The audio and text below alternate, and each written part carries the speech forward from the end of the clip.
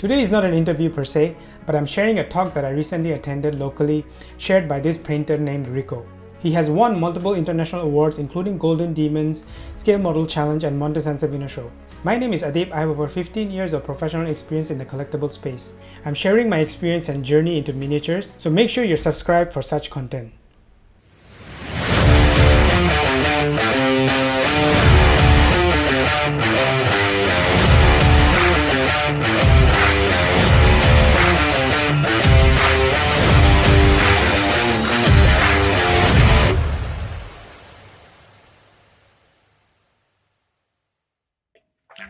Thank you, Xavier, for the introduction. Hi everyone. Thank you for coming to my talk today. Today I'd like to share with you something about my dream in small scales and competing in scale modeling competitions. Let's get started. All right. This is my journey. This is like a brief introduction of what I'm going to show to everyone about myself, my trip around the world this year, and all the things that made me who I am today. Okay? Alright, about me, I'm a Singaporean. I live in Hong Kong for 7 years already, and this is my first time coming back, or actually third time coming back to Singapore after the COVID. Yeah. So I'm working as an art supervisor at Rubicon Models, which does plastic model kits, World War II, Vietnam War, and we designed infantry figures. Yeah, so quite interesting job for someone who loves scale modeling. Yeah, definitely something you don't see in Singapore. Yeah, and personally, I love to go to competitions to challenge myself, and somebody say medal hunter, trophy hunter. Okay, I self-proclaim I'm a medal hunter since a very long time ago. Yeah, I am still now. I love running, and of course, I love taking action. Yeah. All right. Why do I start this adventure around the world? It's because 2008, I entered my first competition in Singapore. I'm not sure if you are familiar with MCon. Yeah, that was my first competition. I brought a very, very small figure to the competition and actually got a grand winner. Yeah, from then on, I started to aim higher to go for Golden Demon, for Warhammer. Yeah, 2012, I got my first gold and silver at the competition. Subsequently, I went for more and more competition, but I failed. Yeah, many times. I kept trying and then got really depressed, and I didn't want to paint anymore. Yeah, I put everything down and then I shut myself down for 3 years. During that time, it was COVID. And during the time, my son was born. So everything is like pre-planned for me. Yeah, but what happened then was very so-called, it was a miracle. I started going to run, and I started to look into baking. My friends asked me, how come you go baking? Are you going to open a pastry shop? Then I said, no, I'm training myself because I fell down. And I felt that baking is a good way for me to follow recipe and then just to fail and try again. Even after 3 hours, you see the result and then you fail and then you get to try again. So I tried that for 1 year. And then I got myself up again. All my determination came back. Last year was the year 2023. I picked myself up again and did my first Warhammer piece once again and entered into the Hong Kong scale modeling competition in October. I got a bronze. To me, it was something because I fell down. And then I decided that, oh, why not I try something else? Go to Taiwan. Taiwan was a tough competition, very tough, because they don't do the open system. There's only gold, bronze, silver, yeah, for each category. I entered. I brought a chunk load of stuff that I prepared over the past 3 years. There was like nine entries I bought, right? Rule of 50%. 4 of them got commended, got into the second round, And then 2 of them got awarded gold and a silver. From then on, I told myself, why don't I try, going to European scale modeling competitions? I picked the world's toughest 3, and then I planned my route from then on. Yeah. Firstly, before I go to do that, I went back to where I fell, which is in Chicago, a golden demon, to try again, to tell myself, let's end this chapter, put a full stop to it. Okay? So I went there, I got commended, I was a bit happy and a bit sad, but I entered 3 competitions in one show because they have there's one for Marvel, and there's one for Privateer Press, and one for Golden Demon. Yeah, I got awarded for the other 2. All 3 got awarded. Actually, everything got awarded. But I placed my full stop, and then I focused on the scale modeling side. I tried different genres. Yeah, I went to Monson, and I entered master and hobby categories. It was tough. I have to say the show was very grand. I was taken aback, wow, I finally get to see the world, you see.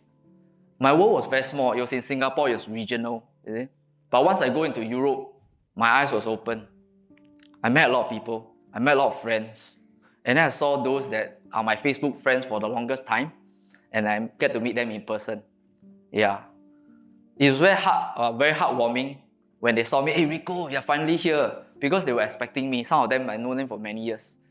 Yeah. To me, that was wow, this is what competition is about for me. Yeah, so I bought a chunk load there again. My strategy is to bring at least 7 to 9 pieces, all prepared for the show, just put it in.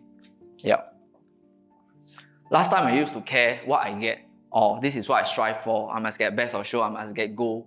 Because for local competitions, it's too easy for me. All the years, MCon, all the local competitions, easily I can get gold in any competition I go into.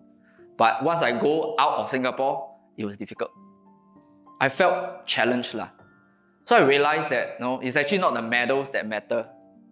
It's actually the process of how I reach to the status to get the medals. The medals will come naturally.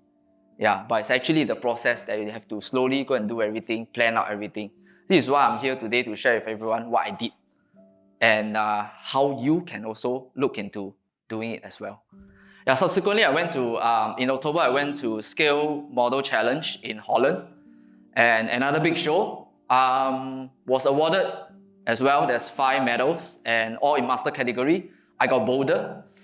After Monson show, I got bolder. Then I went into all master category. So from then on, I challenged the toughest of all the categories. Yeah, I took it upon myself to push myself even further. Each competition was like giving me jet fuel to push to the next level. And for each show, I add in another entry. So whenever I go to a new show, there's always a new entry. Yeah. Then the last one, the final one, is Monte San Savino, one of the toughest. And it's a beautiful place. And it was very, very tough. It's a scale figure show, basically. Yeah. And then this is some of the pictures. Chicago, snowing. Very beautiful place in US. And the day I landed, there was snow. Then the next day there was sunshine and stuff like that. I felt a bit better. Singaporean, see snow, very happy, right? But very cold. Very, very cold. It was -2. I was telling my dad, wow, 很冷, very cold. Shivering. I bought very little clothes. Yeah. Then I went there, got done with the show. Usually for me, I go to a show 4 days only. Friday, then the show is Saturday, Sunday. Then Monday, I'm off really. I don't stay behind for sightseeing, vacation, because my purpose is to go to the show. My purpose is to enter the competition. And that's what I did. You fly home Singapore? Straight away. Fly home back to Singapore. Yeah. Following day, Monday, I fly off already. Yeah, for all the shows I did it. Firstly, it's because focus. Secondly, it's because not much annual leave. My boss will kill me. Yeah, so I need to champion with him a bit. I work on Sunday, Saturday, or on the public holidays. Then I go for my shows. I say, okay, go ahead and do it. Yeah. Hungary, the next show, the Monson show. Something I want to share with everyone about Monson is a very honest military focused show. I highly recommend those that are doing tanks, planes, ships to go for this show. Because it's IPMS cert, you see. And then the whole show is an open system. The old IPMS is that there's a gold, bronze, silver for each of the category only. But now they changed the system into open system. So you can see where you stand. All right. There are actually two different levels, standard and master. Yeah. So you can go there first time, right? I was being advised, I just go for all standard lah. Then you like to win medals, right? Go standard, very easy. Then I go there, wow, all very difficult. But heng lah, four of my entries I put in actually most of my entries I put into standard. Then I hand itchy, go and put one into master. Yeah. I was awarded for all of them. I got 5 golds. Right? 4 in standard and 1 in master. That's why I pick up myself and then just go. I can go for master category. No problem. Alright? That's when I went to SMC and everything master. Everything, diorama, figure, historical, all I just put into masters. And then all got awarded as well. I was very happy. Yeah. And the one which I was saying is very difficult is Monte San Sabino. It's in Italy. Yeah. And a beautiful place, also very cold. -2, -10 at night. So Singaporean cannot tahan. Yep. All awarded as well, got a master goal. So very happy. That's why I'm here to share with everyone. Alright. How do I start everything? Actually, basically you need to quiet down yourself lah. Right? In the world that we are currently in, a lot of distraction. Too many distractions already. Right? So I quieten myself. Every morning I wake up at 4:30. Right? 4:30. I go run. I mentioned previously that I go run to train my determination, right? This is what I did. Every day I wake up 4:15, 4:30 I go run. Go run for 1 hour. Right? At least minimum 1 hour before I go work. This is to what? To train my mentality, to train my willpower. Then I go to the office at 6 and I start doing my scale modeling stuff. Do my modeling stuff for 4 hours before I start my work. Before my colleagues come to work, come to office. I do this for over a year plus. 1 year plus. Yep. That's how I churn out so many entries. Later can have a look of different genres. Challenging myself every single time. Right? So this is called grinding lah. Yeah. Some people thought that, grinding, wow, very sian eh. Every day do the same thing. But it's the thing that actually brings you to the top. Grind in silence when everyone is not watching you, when there's no applause, when there's no awards. Right? You grind in silence and it acts as a cloak lah, to protect you from all the naysayers. Because we like to post stuff on Facebook, Instagram, show people our progress, and then there'll be always these naysayers, a lot of noise, come and tell you, oh, this one not good, you should do this, you should do that. Quieten down yourself, use it as a cloak, protect yourself, don't say too much. I just do my stuff in the dark. Yeah. Stalk the prey like a lion. I imagine myself, like a lion, looking at my goal, looking at where I want to, my end result, and then not telling anyone that I'm doing this. That's why I kept silent for 3 years. Aim for all the different shows without telling anyone. I surprised everyone at the show. Yeah. And a person who actually recognize their worth, right, has nothing to prove lah, other than yourself. Right? So when you are keeping quiet, you're confident, and you have a purpose, that's where you shine, you see. When you're successful, then you come out to share with everyone what you did, which is what I'm doing now. Yeah. All this while, yeah. So taking the first step is always difficult. I was telling myself, how am I going to start building models at 6 a.m. in the morning? Very, very, very, very difficult. But once I got the ball rolling, it becomes a momentum. Nothing stopped me. Nothing at all. Yeah. Of course, I put aside time for family, I put aside time for work and my health lah, running and stuff like that, take care of my health, then no one can stop me. So art or showing up. Okay, this is something that is not easy to do. Because there are days whereby you feel that, wow, today I'm very tired. I don't want to do it. Okay. Sometimes you take a break. Today I'm okay. But the next day, if you do that again, it becomes a habit. You keep telling yourself, tomorrow I'll do it. Tomorrow I'll do it. Yeah? So these are the days where it's the most important. Yeah? I always tell my friends, my modeling friends, hey, I don't want, he told me, I don't want to do modeling really, very tired. I don't want to do this for my competition. I always tell them, these are the days that are the most important. Because you must have discipline. Yeah, you must override yourself to tell yourself that these are the days that I need to do it, and what I'm working for, what is the thing that is worth it for me to do it. You see? Like, I'm going for the shows, for this, what is my grand plan, you see, to improve yourself. So, every day you show up, your efforts compound, like interest in the bank, Every day you do a little bit, take a step forward, subsequently everything compound together over the whole year, 37%, and not like 365, it's not compounded 37%. Yeah. So every year I increase by 37%, I get better and better and better each year. And I keep trying a lot of different things. Yep. All right.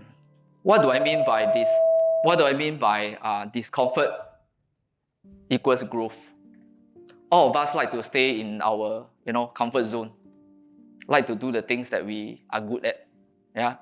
But if you want to grow, the things that you should do is actually to do things that you hate to do. I hate to run. I fail my PPT. Always go RT. Every year I go back to RT. In Hong Kong, I still need to come back to Singapore, go RT. Hey, come back. Come back and run. You fail at PPT. Until when I'm around the age of 38, then I started running. Hey, PPT is nothing. So all these years I've been missing out on the goal. Now I can run very fast. I do marathons. Yeah. Then I was like, all these years, jialat. miss out on all the goal money.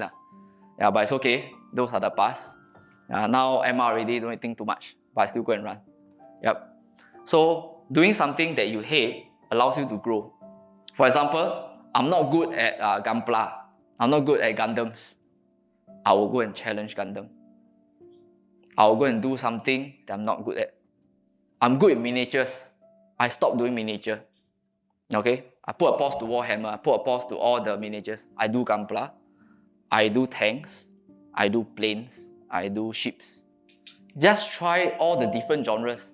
Because you never know what you'll love. What will do well. The things that actually do well for me, that did well for me was actually the things that I hate to do. I didn't do well before. My Warhammer didn't do very well. But my other scale modeling stuff, all the different bars, figures, all do very well. Yeah, because I have the foundation. Later I'll share with everyone what are the phases for projects. Yeah. And I was afraid to do things. When you're afraid, right, to do something, right, you have this butterfly in your stomach feeling. That's when you'll grow. I always tell my friend, if you don't have this feeling, right, you are not improving. You're not challenging yourself. If I do something that I'm afraid of, like go for final exam, like your final exam in a PSLE or in your, what's that? I forget already, the secondary school exam. Yeah. You feel that anxiety feeling, you see? That is the feeling you must look for. Yeah. If you don't have that feeling, right, you're doing something that you're actually comfortable with, you're good at. Yeah. So look for that feeling. Alright? And then willpower, mental toughness, this will come along as you grow. Okay? Alright, failure, feedback, and success all gonna covered. Yeah. These are the trophies or all of my bounties that I got this year, 2024, that I pushed myself to actually get it. Even got recognition at Guangzhou and being a judge in 2 of the shows. Yeah. So this can be done. Yeah. All this can be done. So most of people think that, oh, if I'm not successful, I'm a failure. Sorry. Failure is actually part of success. Yeah. In order to be successful, you need to fail a lot of times. In fact, you need to fail in order to learn, in order to succeed. Yeah. And always when you fail, you look for setbacks. You look for the lesson in your failure. Then it gives you the so-called motivation or something to move on to the next challenge. Alright. I learned this from a marathon runner. He's called Elliot. Yeah, Elliot. He's a world-renowned marathon runner. And he says that, how come there's an interview about him that asked him that, how come you keep going for marathons? And then you keep winning, and then you still keep going for marathons. Because he's looking for the thrill. He's looking for the next branch to grab, in order to grow. He's still doing it, after so many years. He's a Kenya guy. He's one of my idols. Keep pushing himself to the next level, never stopping. So, to me, I look up to him, and I put this mentality into skill modeling. So, subsequently, this is what I did. Alright, art of focus.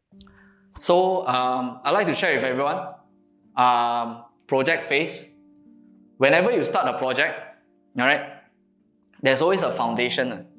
There's always a foundation that you need to look into, like all your basics and all the basic construction, all these things, the first 20% of your project. Very important. If you do not get this, basically, you go to a competition, the judges will just whack on this, your basic skills. The next phase is actually a build skill, where it's the most fun, where everybody enjoy, or everything is already assembled and primed, and then I do the painting, then that is where you enjoy the most. And then once you go to the next phase, which is the peak, which is, I call it the 80%, that's when everyone starts to become very sian, very bored. I've been stuck with this project for 1 month, 2 months, even years. Some of them over years. Most people are stuck here. Most people are stuck at the peak. And then I don't know where to go. I do not have the motivation to push myself. Push. This push is very, very important. This is where you will excel in any competition.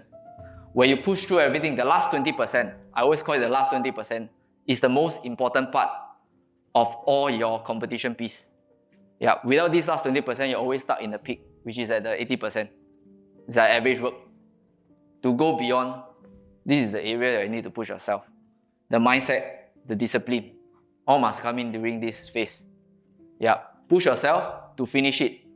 This is like actually the phase for marathon running. I use it for skill modeling, exactly the same thing. Push myself to 100% already, then I taper off. People will taper off. I go to my next project. So the third one is recovery, when you actually check your work, double check, triple check all your work before you bring it to a competition and plan for your next step. So I do all of this until 120% before going to the next project. If I don't do this, usually it doesn't do well. Mostly just a commended or a bronze. So remember these phases. Very important, especially this one. Very, very important. So, since I'm here, I'll share with you what makes a good competition piece. Alright? For all genres, you need to choose the most attractive and unique piece of model. Be it a plane, be it a tank, be it a figure, be it a ship, be it an aeroplane, stuff like that. This is very important. Model selection. You want something that no one has done before, which makes you unique, and you want something that has a wow factor. What do I mean by wow factor?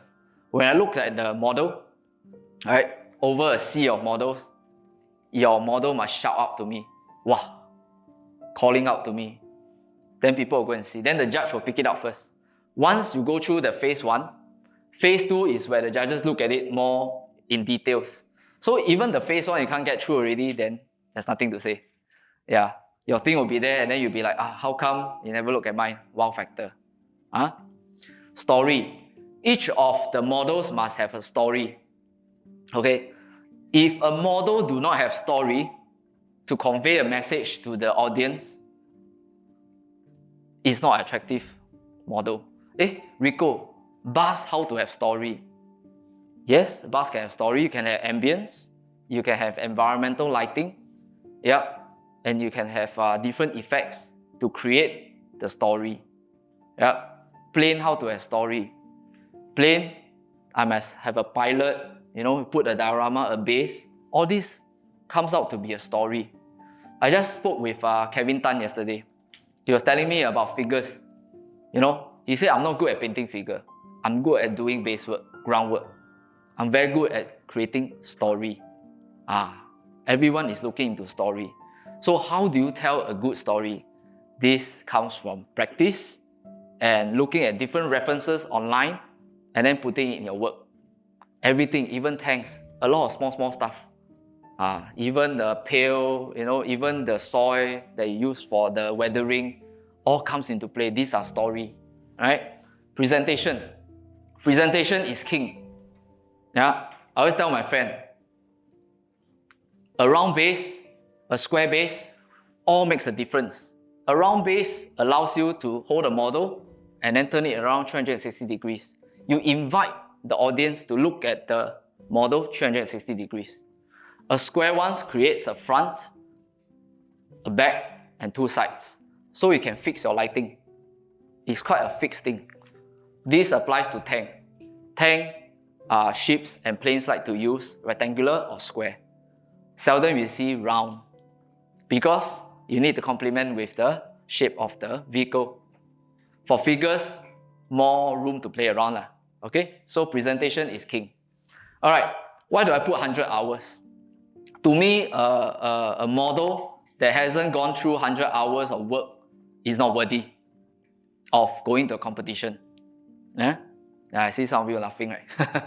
Yeah, most of the time, very fast. I do the thing very fast. 1 week, or 2-3 months, 2-3 weeks, then I just put in the competition. I hope to win. I hope I'm lucky enough to win. Luck don't play a part in competition at all.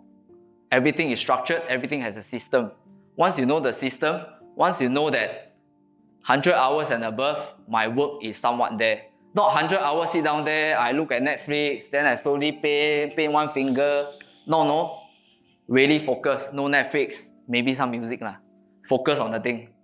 Alright? 100 hours. For me, it's 4 hours every day, consistently. 1.5 months for one project, bare minimum. Yeah. Alright, so I'll go to the next point. Focus. I'll share with everyone about focus. You need to find your own me space, whereby you do your hobby without any distraction. Yeah, whereby it's very, very quiet. I found mine in early morning, 6 a.m. to 10 a.m. Right? And always one project at a time. Okay?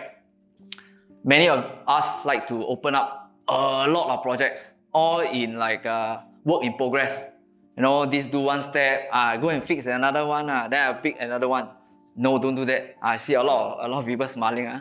Yeah, common mistake or I say that lots of projects. I have 10 projects. But which one do I focus? Take one and focus. Finish it 120%, then go to the next one. Or maybe you do 100%, then go to the next one. Later, then go and check. Okay? Yeah. But remember, once you focus on a single project, you do very well for it. Right? I'll share the hobby journal in the next slide. So, vitamin N. Why do I say vitamin N? I learned this from the marathon runner as well. He said, what is vitamin N? Not money, Vitamin N for no. Learn to say no.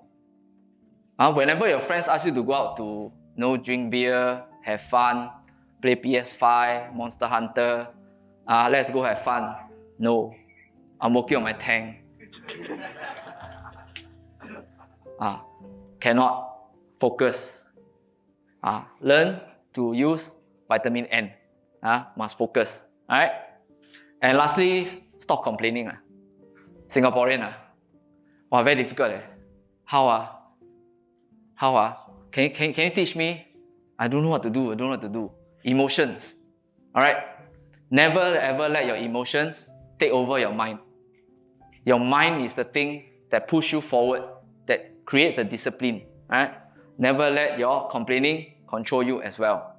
You can nag lah. I can share with my wife, wow, this project very difficult. Then she say, okay one, you can do it lah.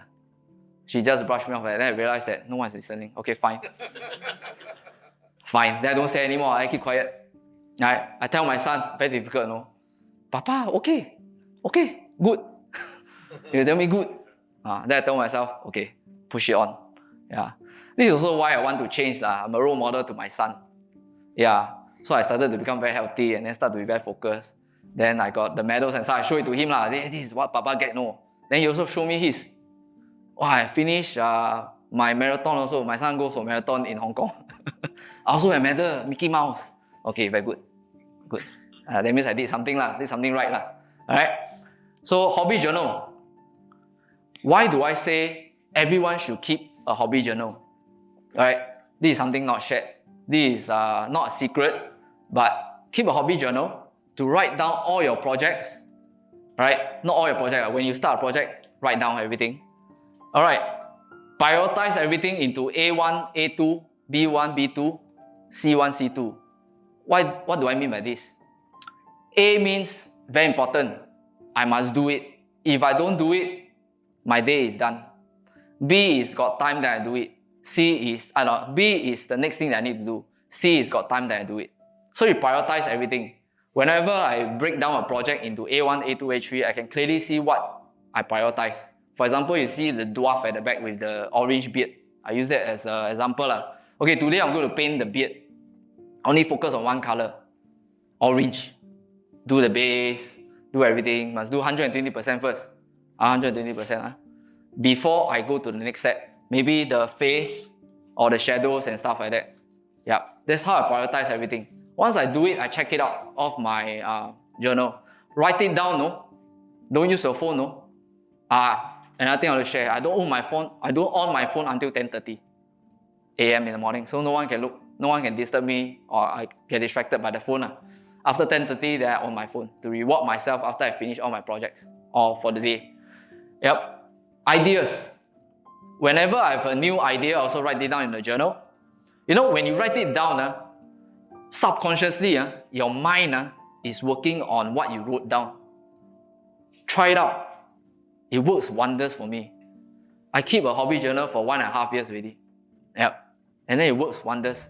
Sometimes I look back into my hobby journal and see where I've gone so far over the few years.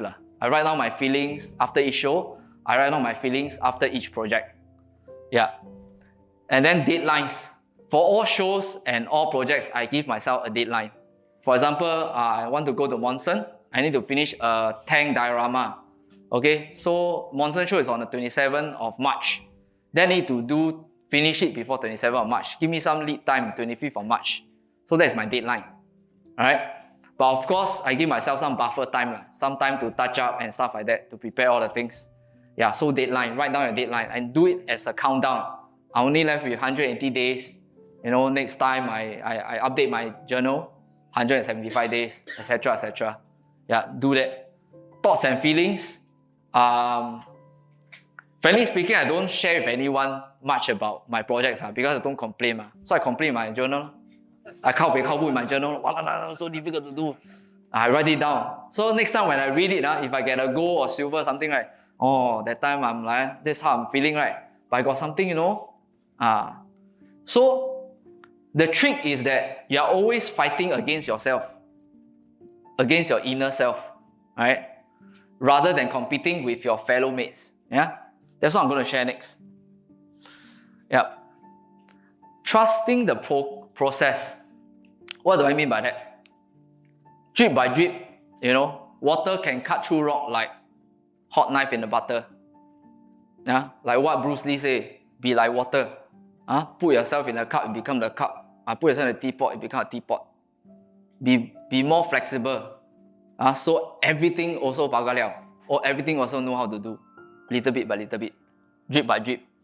And the reason why I share this is because once you start to take action, like today I make one step already, tomorrow I make another step, it becomes a habit. Yeah, every day I make a step, every day I run 10 kilometers, every day I run this. But it only becomes a habit after 66 days, according to scientific research. Then once it becomes a habit, you'll see results. Alright? If you only take action and then expect the result to come the following day or the following year, sorry, it doesn't happen that way. You need to keep doing it, the same thing over and over again, being consistent. Yeah? And not being perfect. We are all perfectionists. I mean, to be frank, we want everything to be sui-sui. But nothing in this world is perfect. Right? Even a gold award-winning piece is never perfect. But being persistent is something different. Right? Okay, find joy in the progress, not just the outcome. What do I mean by this? Remember, I was sharing with you being quiet, not sharing your progress with your friends and stuff like that online, post it online to share with everyone, right? The thing about that is that silence, not keeping quiet 100%, but you need to find your tribe. I call it a tribe. Yeah. I recently found mine in actually RF in Taiwan. Yep. I met David and the gang, Sparrows. So they're all positive minded friends that they share all the progress, share everything together. Yep. So last time I was alone. I was a loner. It's only me and my journal. Yeah, now that I know I'm spending out already, I'm part of a Hong Kong group as well. And everyone is sharing all their progress, encourage each other to go for competition and stuff like that. Mentors. Mentors is something that I don't have when I was starting out. Yeah, if you see someone that you look up to and they're willing to guide you, please approach them. Never be afraid to ask questions along the way. Yeah. Most people are paiseh lah. He will look down on me. Don't think too much. Hold脸皮 a bit. Thick skin a bit. Just go and ask. How can I improve?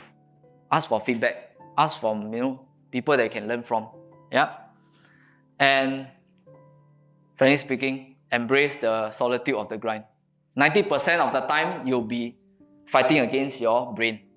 Yeah, your inner self, the devil and the angel is speaking to you left, right, center. Especially the devil, they tell you, you cannot make it. You cannot do it. But doubt the doubts. Okay, these are the days where you can actually grow. Your purpose is you. Okay, why do I say that? Most of the time, people will be looking after their family, looking after their work, looking after health and hobby usually don't come together.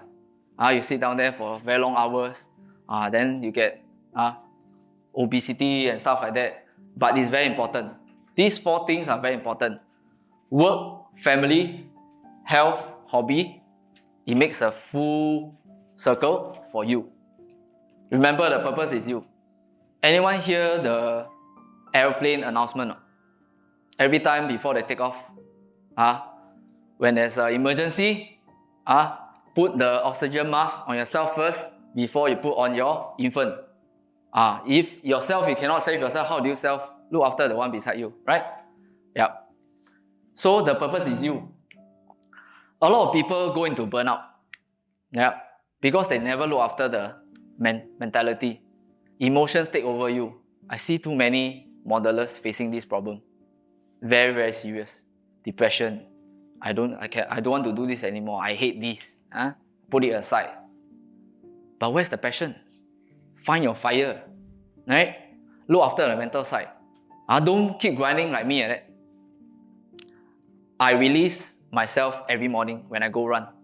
So every day, I'm actually resetting myself. Every single day reset. Every single day reset. Some people reset on the weekends. Some people reset, maybe they love their work. They can reset during work. But most importantly, you have to reset yourself and detach yourself from the grind. Yeah, remember this. And then exercise, food, and sleep. Most people don't sleep. How many night hours here? Any night hours here? Yeah, a lot of night hours, right? Don't sleep. Bad for the liver. 11 o'clock to 2 a.m. Have to sleep. Alright? bare minimum. Must to sit, look after your liver, look after yourself, do better models, look after family.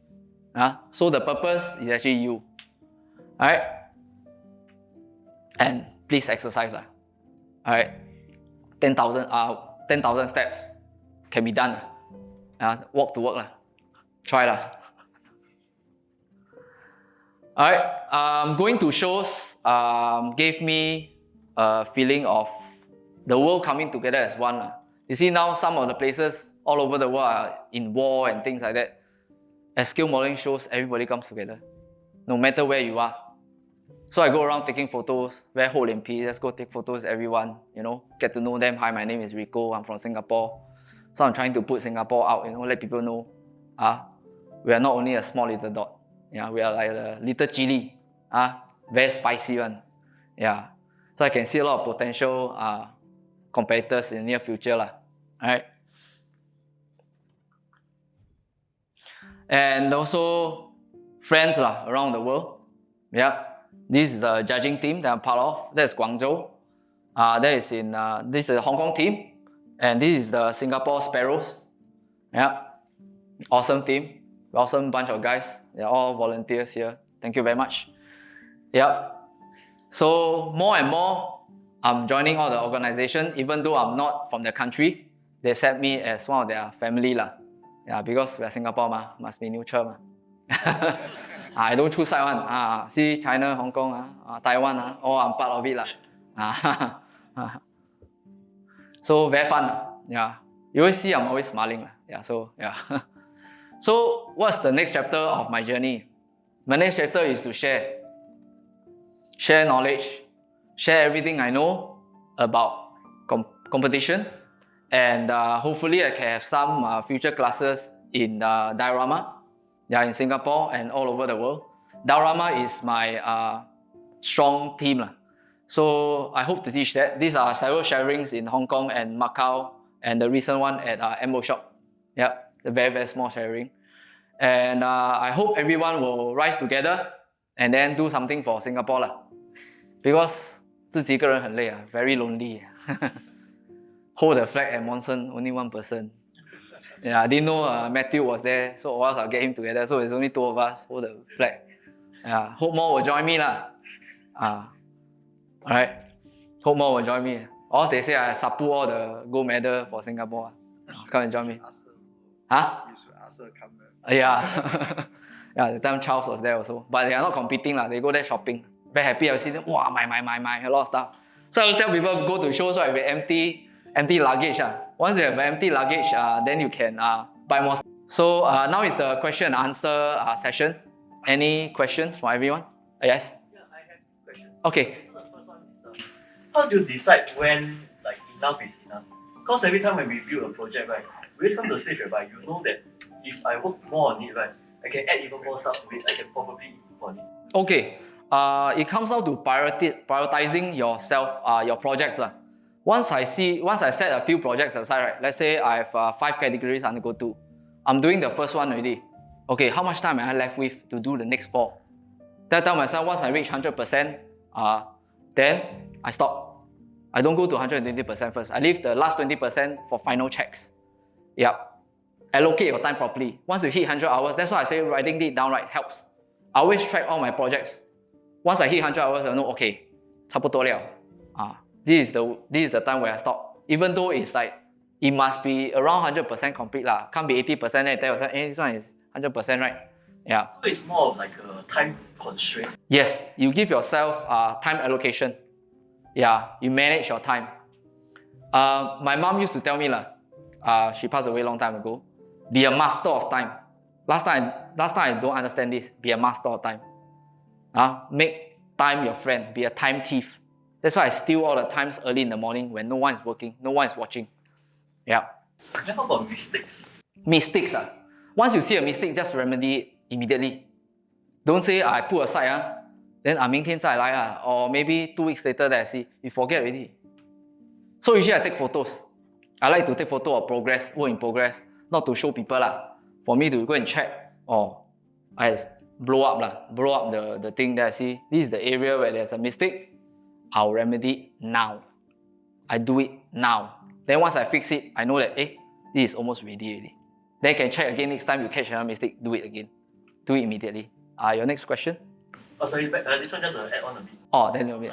So this time constraint thing is with the understanding that you are probably preparing for an event or competition. That's right. What about for like more casual pieces where like there isn't really this time constraint? Okay.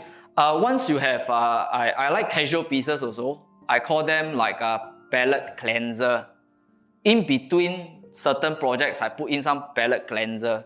So I usually don't really care too much about the casual ones, but I try out new stuff on the casual ones. Yeah, that don't put too much time into those because they are not your competition pieces, but more of like giving you some relaxed time, break off from your grind, from the usual grind. Just maybe a fast paint job, maybe a few days, and then put it aside already. Yeah, so casual ones, I won't put too much attention on them. Yeah, welcome. Any more questions? The other question is like regarding telling a story through your pieces, right? So one common way of looking at it is to like picture it as a photograph, a snapshot of what's going on in time. So how does, like, do you see any differences between this photograph idea versus like your idea of like trying to tell a story through your pieces? Actually, it's very similar. Photography is actually 2D. What we're doing is 3D. So we do a 360-degree presentation, whereby photograph use a 2D to present the next story. The story is exactly the same thing, but photography is slightly even harder is because they need to get the angle, they need to catch it at the right moment. We create that moment. For example, I love to see photographs online where I see that it's very creative. I download it, put inside my phone, then put it into my next, maybe I put it into my next storytelling piece. Yeah, so I use photography as inspiration. So all my phones are all funny, pictures about, maybe World War II or animals and how people, maybe the design people, like my hand. It was actually a calendar, photograph in a calendar of this hand scooping out some water. There, save it. There, use it as my presentation, storytelling. Yeah. Any more questions? Yes. Somewhat related to the first one. Okay. I'm interested in that last 20% where you push. So you allocate your time to push. So how do you decide what you're going to do there? Do you rely on your own judgment and vision, or do you take input from your mentors or your clients? You're talking about this last 20%, right? The 100 to the 20 or the 80 to 20? The push. Deciding what you need to push on. Is it from yourself or you can take feedback? I will take feedback first and I'll ask some of the friends I have, what do you think about this piece? Alright? What do you think? Give me your most truthful review of this piece. Then I'll hear it. Feedbacks are important. You can accept it or you can decline it. So it's up to you to decide. So I use that to push myself.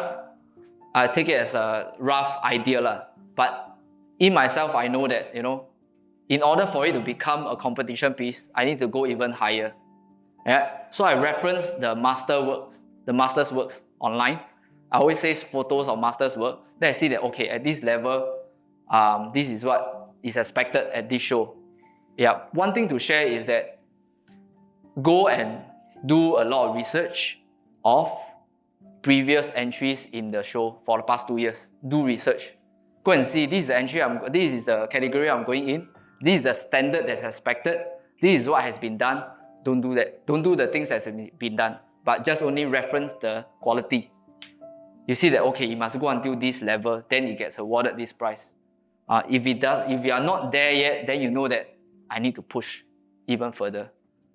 But you always can push. If it's not 100 hours, can continue push. Push it to 200 hours. Yeah, but go with more entries. I like to tell everyone, go with more entries. Don't put all your eggs in one basket. Yeah, be a broad front person. Just go and put inside. Put all the entries in all the different categories. Yeah. Do you recycle your entry? No? That means if you won for this competition, yes, this piece, okay, you then bring it to the next competition. This is see whether it will win again or. This is a good question. I do that. Right? One stone, two birds. Hitting two birds with one stone. Okay, for some of my entries, I recycle them for the year. The subsequent year, I do not bring the same entry anymore. Alright, like for the hand entry, it has gone to all 3 shows. Okay, the first show, Monson, got gold. I know that, this one got gold standard, not bad. Then I bring it to the next show, SMC, gold, master. Then I bring it to the MMS, which is the Monte San Salvino, gold as well. Just go. If you know your entry is already a gold level standard, right? Keep bringing around the world. Share with everyone. Don't be afraid to say that, I need to do a new one, a new entry to bring to the next show. Don't. I have friends who do this. They keep telling me, I need to do new project for the next one. That's it. What about time? Time management. Be smart. Strategize. I look at all the 3 shows. What are the intersecting or the entries that are similar? I put 1 entry into that. Right? Some of the shows allow 2 entries for your display or 3 entries for display. Don't do too much. Do 1. Do 1 entry for the display, but go for more categories. Challenge yourself to tackle all the different categories, especially those categories that are lacking in entries. That's why I say go and do research on your shows. Those are the weak entries. Then you see whether you have a chance or not. Yeah. This is strategy. Don't go for the very, very popular entry unless you really, really want to challenge yourself. Then you go for those super tough popular entries. For example, like fantasy figures, a lot of figures, 300 pieces. How can you make yours amazing? But if you can get it, you got the bragging rights. 300 pieces, I'm the only one. Yeah. Any more questions? Yeah. Yeah, I actually have 2 questions. So. Yes, please. So first one is it's more for tanks and airplanes. Okay. What's your opinion of all these aftermarket? Do you think you'll help, like all the photo edge or resin parts? Okay. I always share with modelers. At some shows, there are something called out of the box category. That means once I open the box, I just build whatever that is inside, and then that is what you present. That is as SMC. Okay, but for Montes, not Monte, the Monson show, they do not have that. They do not have out of box. So they encourage you to use PE add-ons and do your own scratch build stuff. Why? Let's say there are like 10 Tiger tanks. What makes yours so special? Because of your add-ons, because of your wire, your antenna, because of your additional maybe wood planks or all the stowage, additional story and groundwork makes it special. So it helps. So you need to see whether there is that type of category inside. Yeah, but definitely do it because it will make your piece stand out. Yeah. Second question go ahead. About weathering. Yes. So there's always this debate, this weathering is overdone or not enough, nothing. So my opinion of it is 足够就好. Don't overdo it. Don't make it like a cake. I put a lot of decoration like children cake like that. Too much. 点到为止. Like enough is enough. Not too much. Touch and go. Yeah. If too much, right, you'll see that the tank is very, very 肮脏. Never wash. Then you must create the environment to show that why is it like this. Example, snow. I got those slush and all the mud and stuff. So all the tracks are very dirty. But don't make the turret all the barrel all got mud, no? Doesn't make sense. So whenever you put something on, make sure it makes sense. If it doesn't belong there, don't put it there. Yeah. Yeah, no problem. Right? Oh, sorry. Sorry?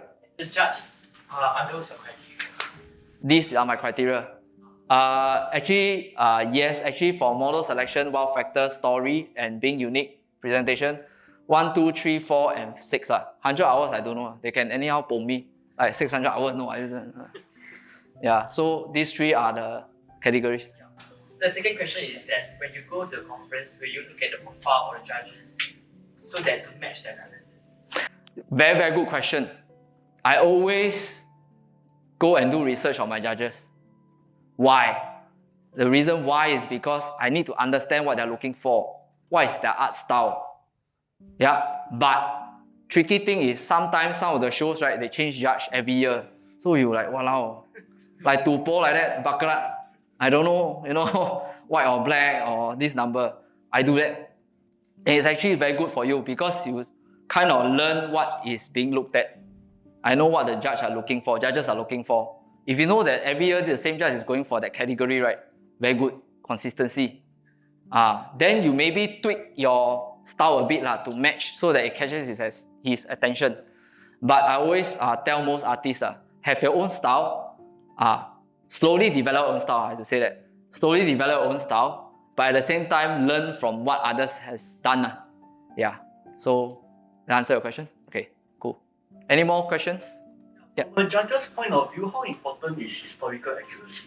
Okay, this is something quite common.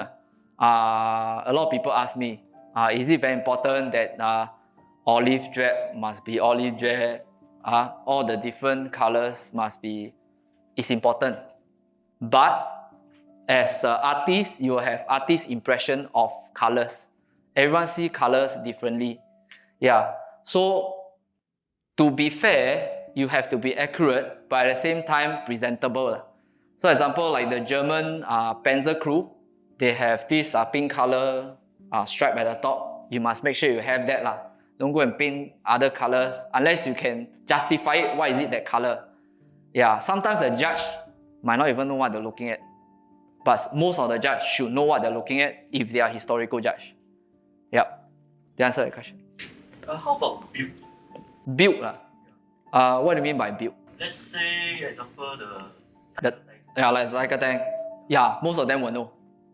Like, cannot have this wheel. There are early war, late war.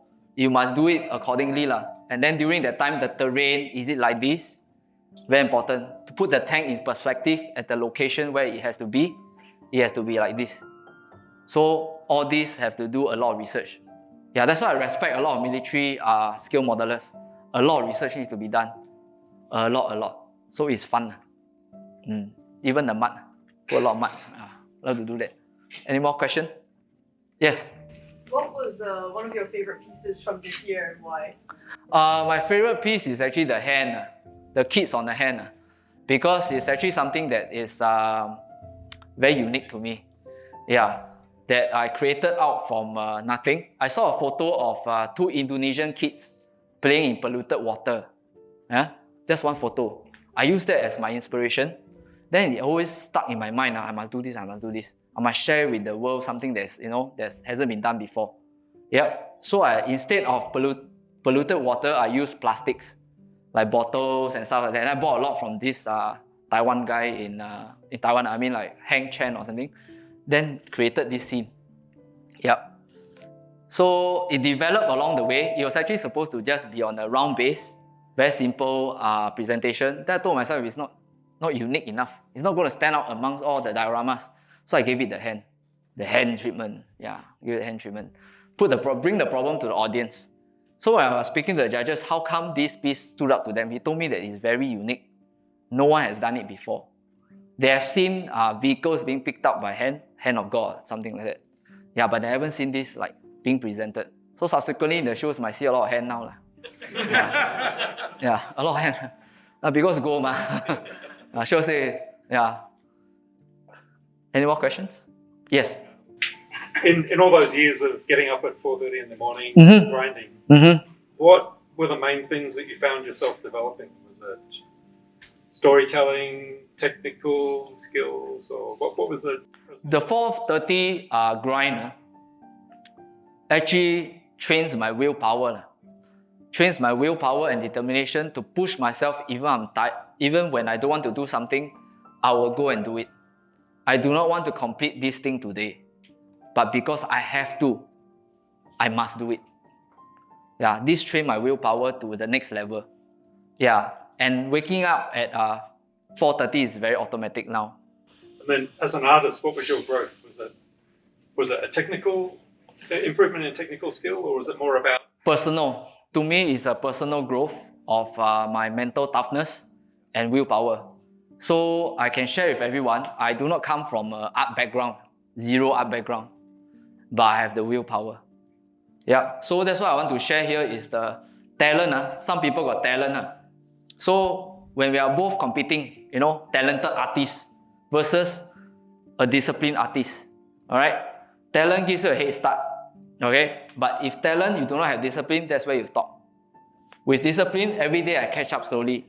That's why I put the picture of the snail. I'm a snail, very slow. I'm not a tortoise, I'm a snail. Why I choose the snail? I want to leave the slime for people to follow next time. Yeah, not so sticky. Okay, did I answer your question? I think so. I guess if you were to look at a piece from like 3 years ago, how would you identify, that versus something you produced this year? Like, what would be different in your work? When I look at a piece from 3 years ago, I generally look at what's being done, what's being awarded during that period of time. I do something different or even better than what they have done. Yeah, bring it up to the next level. So I like to look at gold, bronze, silver. Why is it bronze? I go and look at it. Why? Why is it gold? Then I learn to see what the judges are looking at. Some of the judges, they don't post the work online, you see, hidden. So you don't know what they look at. Yeah, usually judges are a group of 3 or up to 5 or 6 for this type of shows. Yeah, very fortunate that I'm being invited to Monson at Hungary as a judge as well. So I have more insights to share with you next time. And also SMC, I'm being invited as a judge as well. So diorama storytelling, I'll have more info for everyone in the coming year. Definitely I will share inside look behind the scenes. Yeah. Judging, no more medals. Medals, they still encourage us to go to compete in those categories I'm not judging. So I'll maybe do aeroplane, do tanks and stuff I'm not. But figure diorama, unfortunately, that's the last time you see a hand. Maybe I'll do more and then I'll just make a collection in the near future. Yeah. So, any other question? Go ahead. I have a question. Okay. Yeah, don't use mine. Let's say you have a limited number of hours. Which one will you focus more on, like the techniques or the storytelling? Okay. Storytelling is part and parcel of the foundation. Before I start a project, I must have my storytelling at foundation. I must already have the grand scheme of ideas. I must already build the base, the figures being chosen, all at the foundation area. Alright? So once that's being built up already, you have a rough sketch of what you're looking at. Then you go into the technical stuff. I also like to share with everyone, technique anyone can learn. Technique is not priceless. Technique anyone can learn if you put enough time to practice it. All the NMM, all the specific weathering, all these things, all can be learned. Yeah, it's not special, but storytelling is. Originality sells and stories sell. Yeah, did I answer the question? Okay, anyone else? Okay, you first, sorry. Yeah. Where did you get your inspiration for your miracle model? My miracle models, actually share with everyone. I used to own my own brand. It's called Miracle. And I wanted to produce fantasy bus because during that time, in the market, there wasn't fantasy bus that I like. So I started looking at concept artists and artwork online, and then created my own line of fantasy bus. Subsequently, a lot of people start to create more fantasy bus, more and more in the market. Then I decided, okay, a lot of recasts also, I decided to stop, pull out. Yeah, because there's too many now already. Yeah, so when you start something, people see that, oh, it's doing well, they start to follow. Yeah, but I hope everyone follow me, go oversee. It works, you see. Yeah, so that's where I get my inspiration all from artwork and from my head. I also have a journal for Miracle, write all my ideas and stuff like that. I still have a lot that are unpublished. They are all like STL files. So in the near future, you might see it. Yep. Sorry, just now. Yep. Good question. Yeah. Emergence of speed painting. Okay, emergence of speed painting. Good for gaming. Good for fast, relaxed, casual painting. Not good for competitive painting. Why? Once you start to enjoy speed, you realize that don't need to spend so much time. Let's use the quick and easy slap-on paint, washers. Our washers are technique, like the simple paints, and then I'll just do the easy way. I always tell people, easy way doesn't work. You have to go the long route. The path is not always straight. It's always filled with obstacles and stuff. Do it the hard way. Hard work works. Easy way, good for relax. Yeah. So you can use some techniques like maybe washers and glazes and things like that. It's fine. Yeah, but don't do it for the whole project. Do it for maybe a little bit of the project. Yeah. So pros and cons. Yeah. But slap chalk, all this doesn't work for competitive painting. Yeah.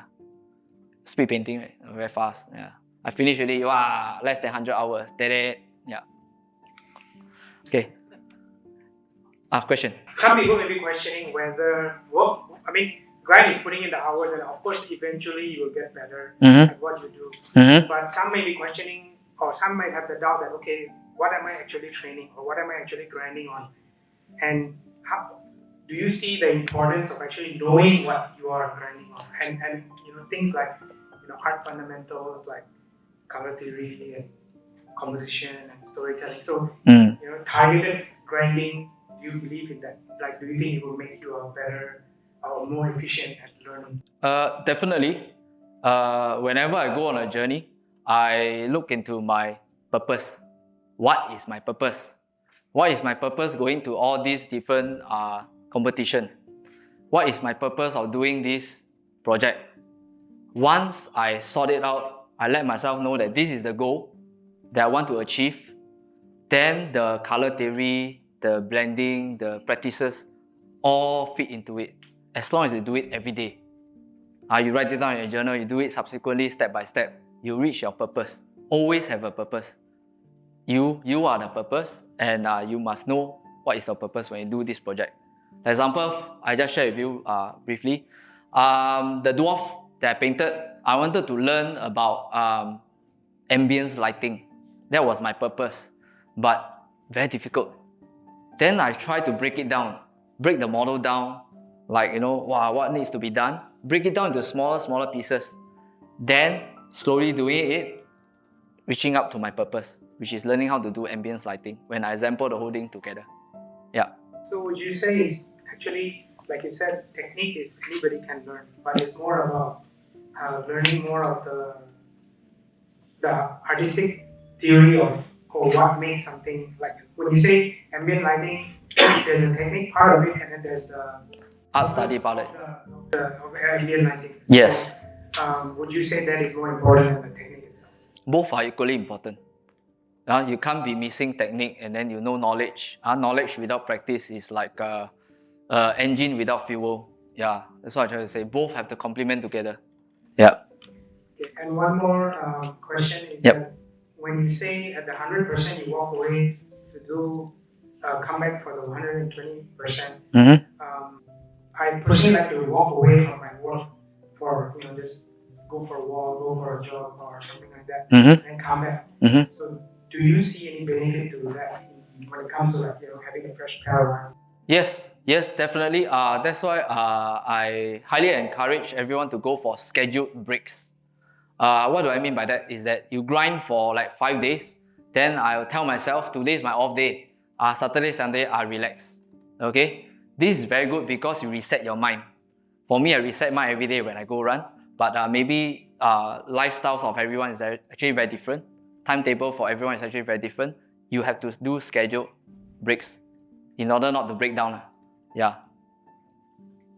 Sorry, one more last one. Sure, no problem.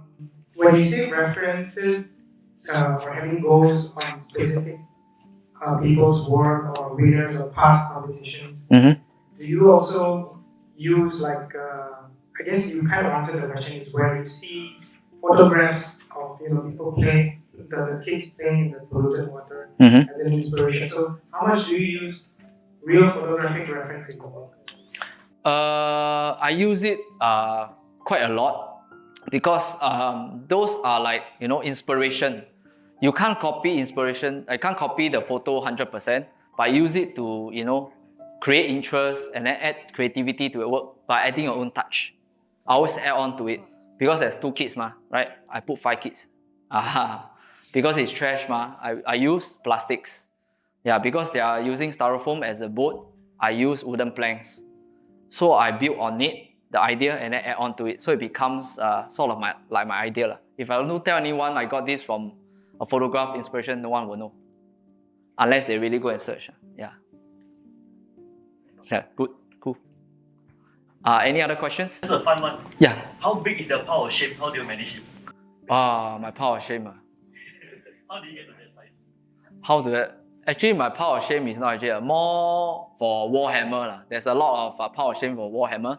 But for scale modeling, I tell myself whenever I complete a project, I'll reward myself by buying another one.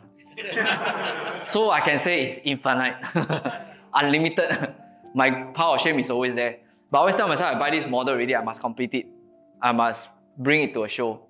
So I write this down in my journal that I'm going to do it, and I'll do it. Subconsciously, my mind is already planning how to do the breakdown of the project to do it for future competitions.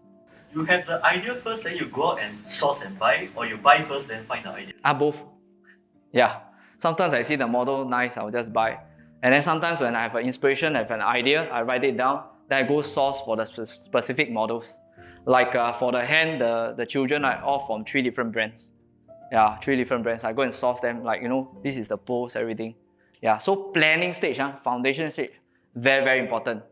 If you can't even get past this stage, right, very hard to push down all the way. So you have to have strong foundation, like bricks like that. You build your bricks, good foundation, then it can become a wall in the future, then it become a house. Yeah. Any more questions? Yeah. Yes. Do you do much, or are you planning to do much sculpting of your own or modification? I do my own sculpts, but it sucks. Of course, I do modifications. As and when you have a model that is not casted properly, you add sculpts and then you train your sculpting skills on it. You have to learn this. To repair models is part and parcel of scale modeling. Yes. So I do train. I also try out ZBrush. I have no idea how to do it, but I tried to do Minion. Try to do the Minion character for my wife. She challenged me, then I went to really did it for her. I did quite a few characters already. Yeah, so but I stopped practicing it because not much help for competition. Maybe next time. Yeah, when I get better. Yeah. Related to this, how do you feel about like 3D printing versus more traditional scratch building techniques? Okay, 3D printing and scratch building techniques are 2 techniques that are coexisting in the same world currently. And both are accepted at competitions, and there's a category called scratch build. Scratch build category at some competitions. Those will look into like use plastic card and all these things. They will look less on the 3D printing. And for let's say for standard figures and stuff, 3D printing is actually generally widely accepted. Yeah. In fact, a lot of products are being 3D printed as we speak now. So it's a common thing already. Even the military side. Live miniatures, all are 3D printed. The lady there is 3D printed. So you need to learn how to deal with 3D prints. So that's additional skill. You learn how to clean it, learn how to process it properly, even washing in alcohol and stuff like that. Me, myself, I pick up 3D printing in my current office work long time ago. So it's also another skill and my own business. So it's another skill that I have. Yeah, it adds on to all these things. Because all the little, like the pigeons you see there, also 3D printed. I 3D printed myself. I got the file and I 3D printed myself and I add on to it. And I learned how to chop it off and then modify it. So it becomes my own that is unique. Yeah. So these are little skills that add on to your piece. And this gives you the skills and unique skills. Yeah. If you don't ask the person, you don't know that he knows all these things. Yeah. So these are like hidden kung fu. Yeah. Any questions? Yes. I think you said you would spend at least 100 hours per piece. Yes. And if I understood you correctly, I think you're spending about 4 hours per day. Yes. So that's about 25 days per piece. Yes, 25 days per piece. That's roughly 1 per month. Yes. So you're really only doing about a dozen or so. Yes. Those are all done within a year. It can be done. I did 13 pieces this year, 2024. So a lot of artists post the 9 squares, right? I got more than 9 squares. Yeah, so to me is I can do it. so can anyone. As long as you put aside the hours and plan it properly, it can be done. And basically almost all of those, you entered into competition. Yes, whenever I do something, it must be for competition. Yeah, okay, there are some palette cleansers, but I put it aside. Those I won't bring to competition, but all the pieces I've done is for competition. And that was the purpose that I set them for. Yeah, and 120% is the goal that I set for. Yeah, some of the pieces that got bronze and stuff are already like 20 hours. Maybe I told myself, okay, not enough hours, or maybe this is not the style they're looking at. I can improve on my next competition. Yeah, so some of the pieces bronze, some of the pieces go into other competition, get silver. So it depends on what the judges are looking at as well. Yeah, I won't say that they are biased or anything, but it's just that maybe the judging criteria is different, or maybe the current pieces that in the competition, the assortment is different, the variety is different. So maybe yours didn't stand out that much. Yeah. So a lot of factors play, but I won't put it on luck. Yeah, I won't put it on luck. Once you put in the effort, right, definitely you'll see something. Yeah, along the way.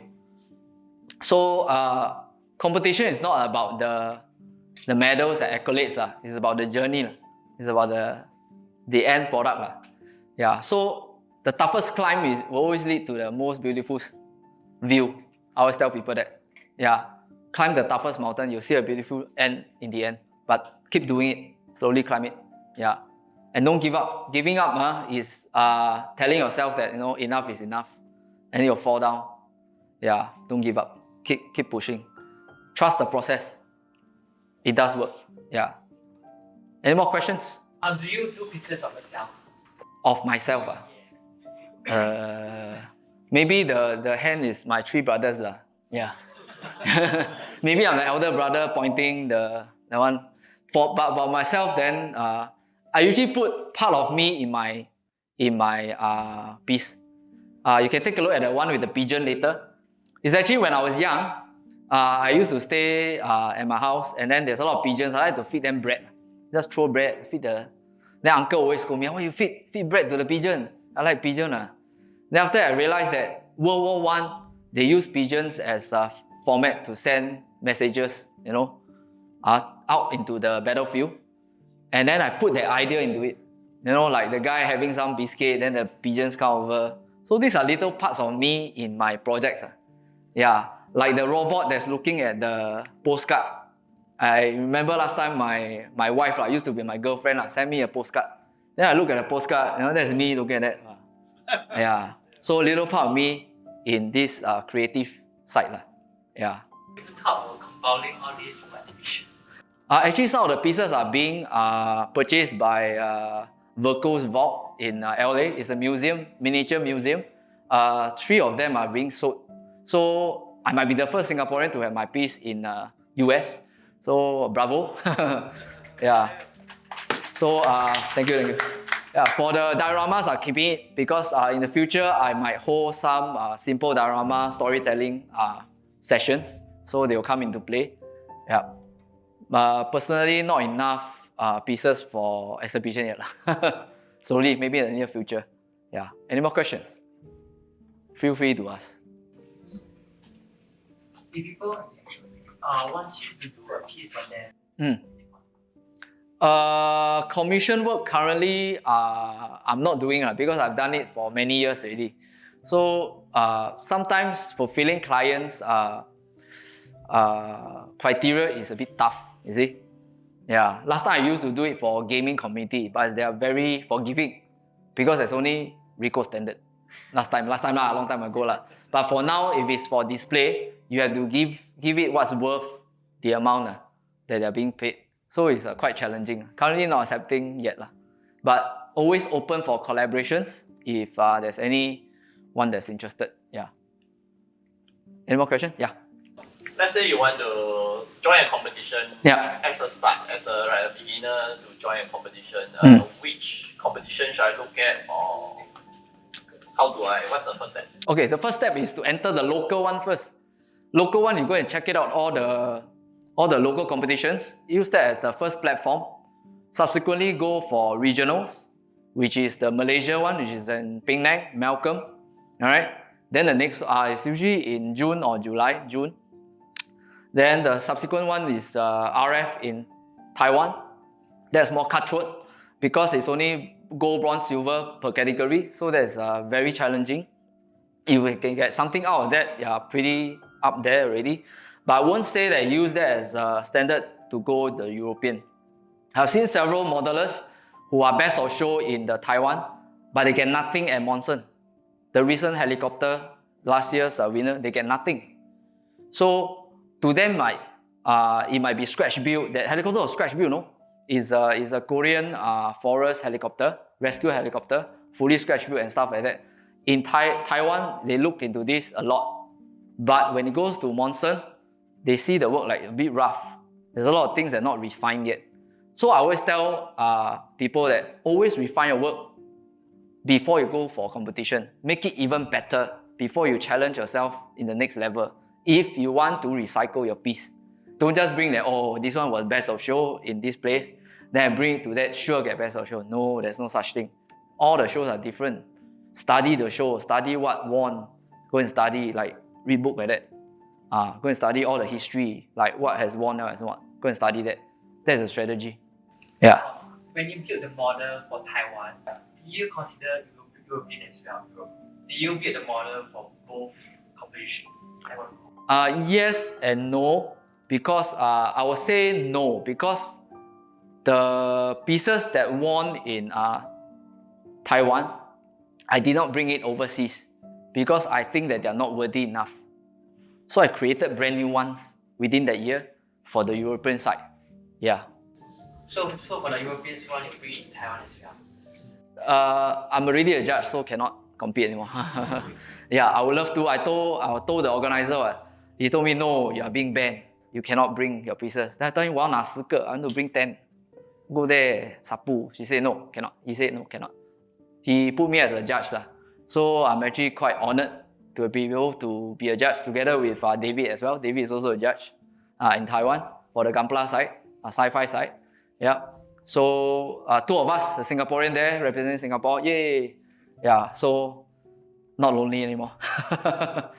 Yeah. So good because from a judge point of view, I can actually share more insights and what they look for to fellow Singaporeans that who want to challenge the Taiwan show. Not easy, but I want to tell you, they have the score sheet online, available online. Score sheet or what they look at, percentage, what they look at. Use that as your guide. Build your model according to the guide. What they look for. Basing, all got points. Go and score points. This is like open book, no? They give you already the score sheet. Follow lah. That's what I did. And then it worked for me. Because I saw your score sheet, follow.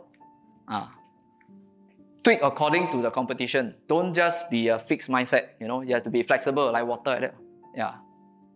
Maybe I want to add in the Taiwan one. The Taiwan RF, you can get the score sheet. That's how you focus on what they look out for. That's how I learned to go for the Taiwan. I saw this I'm missing this category.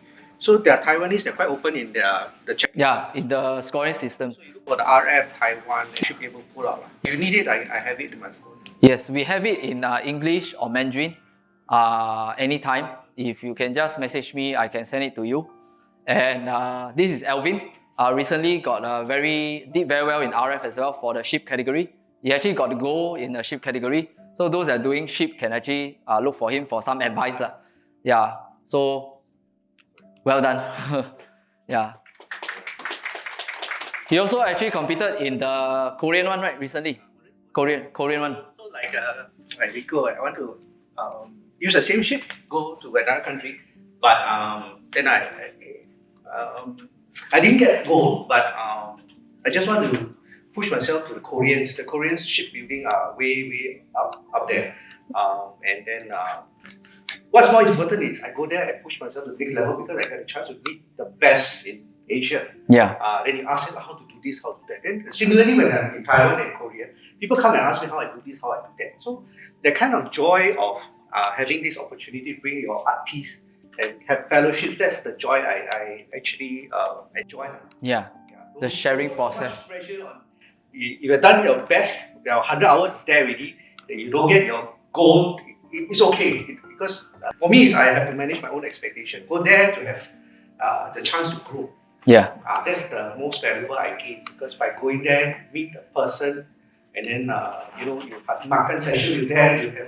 You have you go out for supper with them. That's the most exciting part for me.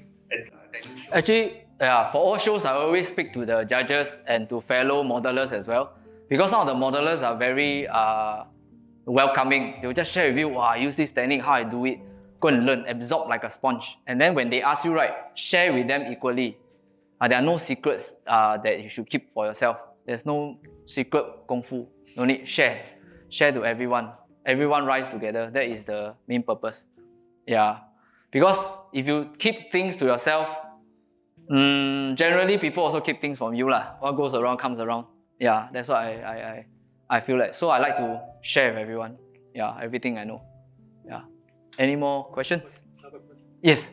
With your perspective now, having travelled to the shows in Europe, how do you rate the health of the competition and the modelling scene in this region? Very healthy. Yeah. You mean for the Southeast Asia region or the European region? Actually, it's very vibrant now, and there's a lot of shows like each and every month. China has 3 shows as well. And the European side is very, very busy, a lot of shows as well. Currently, it's very good after post-COVID. So very vibrant and worth a go. Yeah, if you like to go. There are other smaller shows like Euroma, like Contrast, and all the different shows, smaller ones that you can go to as well. I don't think any Singaporeans tackle those as well. So be the first to do it, yeah, if you can. Yeah. So for the three major ones that I've gone to, very good experience. But if you are more into shipbuilding, military, Monson is the one. Figure building and or both of the same one is SMC. Yeah, and the last one is really for fantasy figure building. Yeah, SMC is a fantastic show as well. It tanks, military plus fantasy figures and a lot of things to buy because their hall is so big. You look at our expo, it's ×2. Like one side for military, one side for fantasy. Yeah, so worth a go lah. Save some money, just go. Yeah, I spent quite a lot this year, but budget, then still go for 4 days for me. That's why I can't go for vacation. Pocket no money also. Spend too much on the air ticket and stuff like that. Yeah. So try to go very healthy. Yeah, and then it's very it's not a toxic environment, no. Everyone's very welcoming. They see you, they'll come speak to you and stuff like that. Definitely worth a go. And in the future, do you think people will be, instead of saying, "Oh, I'll go to SMC or Moson," they'll be saying, "Oh, you should go to Korea or RF or Malcolm"? There are people in Europe. They also want to come to Southeast Asia as well. Maybe because they do not hear much about the marketing in their European market, so they don't know about it. So when we go there, sometimes we share with them as well. This is what's happening in Asia. Maybe you can drop by and then have a look. And several people are being invited as judges or guests for the regional shows as well. So the world is coming together lah. Yeah, Southeast Asia going to Europe, Europe coming to Southeast Asia. So the community is small. So everyone shares everything together. Thank you. Yeah. Thank you so much.